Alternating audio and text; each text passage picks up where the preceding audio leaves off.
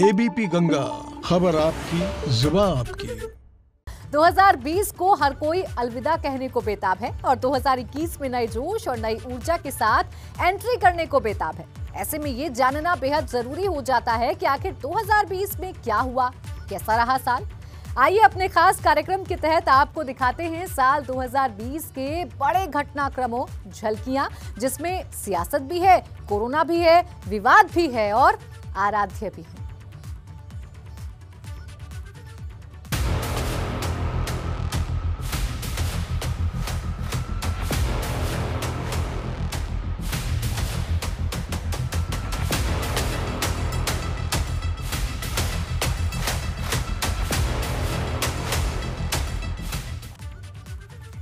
तो देखिए, साल 2020 में तेजी से कई घटनाक्रम घटे और साथ ही कई राजनीतिक बदलाव भी देखने को मिले।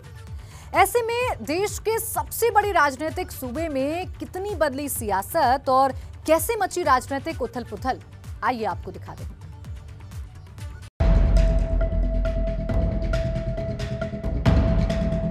पूरी दुनिया 2020 को कह रही है अलविदा और 2021 का खुली बाहों से स्वागत कर रही है। ऐसे में साल 2020 में पूरी दुनिया के साथ साथ यूपी में भी राजनीतिक उथल-पुथल देखने को मिली। जहां अपने बेगाने हुए तो वहीं दोस्त दुश्मन बने। इसके साथ ही सियासत में कोई पीछे हो गया तो किसी को हासिल हुई बढ़त। देश के सबसे बड़े राजनीतिक सूबे में अक्टूबर में साल का सबसे बड़ा राजनीतिक घटनाक्रम घटा, जब 10 सीटों पर राज्यसभा चुनाव हुए, जिसमें भाजपा के 8 प्रत्याशी निर्विरोध चुन लिए गए। लेकिन एक सीट को लेकर घमासान देखने को मिला था।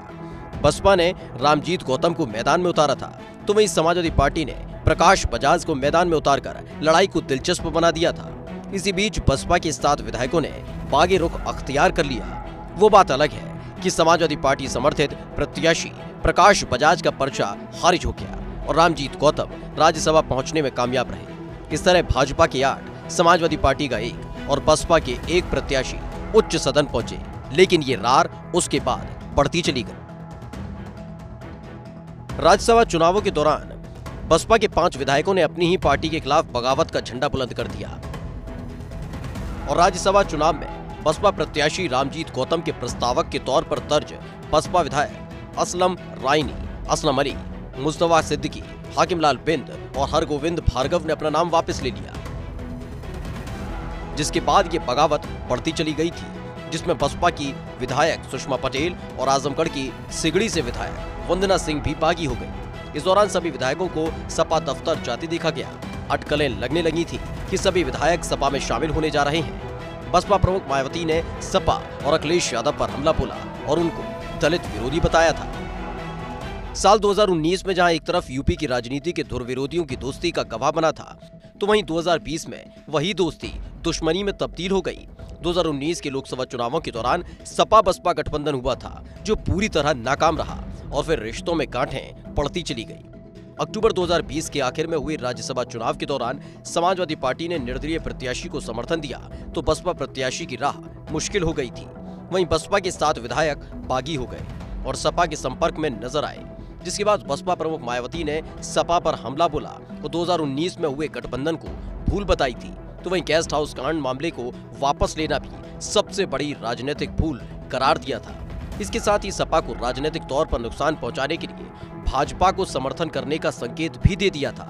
तो वहीं समाजवादी पार्टी के अध्यक्ष अखिलेश यादव ने भी बसपा और भाजपा पर करारा हमला बोला।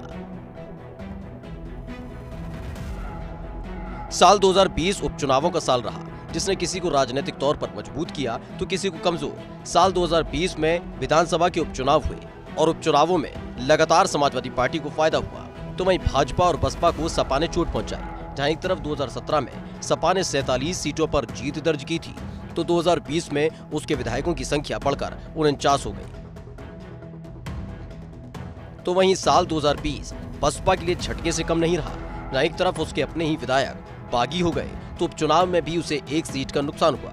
2017 में बसपा विधायकों की संख्या 19 थी, तो 2020 खत्म होते होते वो संख्या 11 पर सिमट गई। 2022 के विधानसभा चुनावों के मद्देनजर 2020 में ही यूपी में सियासी समीकरण बदलने लगे हैं और नई दोस्तियां परवान चढ़ने लगी। जहां एक तरफ आम आदमी पार्टी ने यूपी का विधानसभा चुनाव लड़ने और दिल्ली मॉडल को यूपी में लागू करने का ऐलान किया, तो यूपी सरकार ने दिल्ली की आप सरकार को यूपी के स्कूल और विकास को देखने की चुनौती दे डाली थी। आप के नेता और दिल्ली के डिप्टी सीएम लखनऊ पहुंचे और यूपी के कैबिनेट मंत्री को पीसी में आने की चुनौती दे डाली। इस दौरान दोनों ही तरफ से जमकर बयानबाजी हुई। राजधानी की सड़कों पर रसाकसी देखने को मिली। वहीं यूपी की राजनीति में AIMIM ने छोटे दलों के साथ गठबंधन का दांव चला।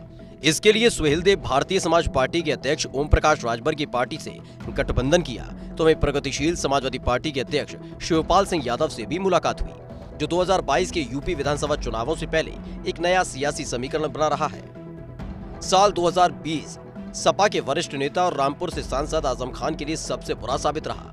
साल की शुरुआत से ही आजम खान पर जमीन कब्जाने से लेकर किताबें और बिजली चोरी करने का आरोप लगता रहा, जिसके बाद एक वक्त ऐसा भी आया जब उनके खिलाफ दर्जनों मामले दर्ज हुए।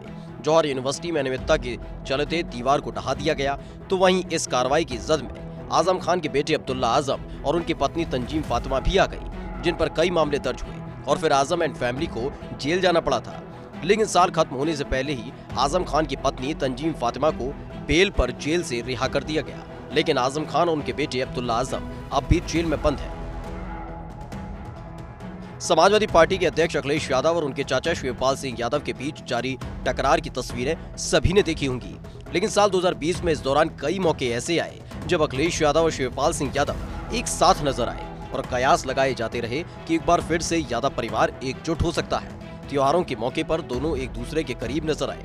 अखिलेश यादव ने जहां शिवपाल सिंह यादव के पैर छुए, तो शिवपाल सिंह यादव ने भी भतीजे अखिलेश को आशीर्वाद दिया। लेकिन सुलह की संभावनाओं के साथ ही 2020 खत्म हो रहा है। कोरोना काल में सरकार ने लॉकडाउन का ऐलान किया, तो अलग अलग राज्यों से अपने शहर और गांव लौटने को लोग बेताब हो गए और इस दौरान सड़कों पर लोगों की लंबी कतार देखने को मिली, जिसको लेकर भी खूब सियासत देखने को मिली।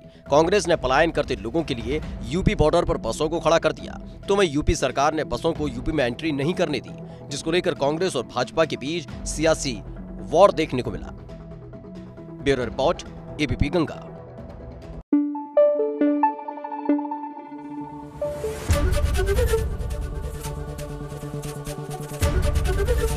ABP गंगा, खबर आपकी, जुबान आपकी।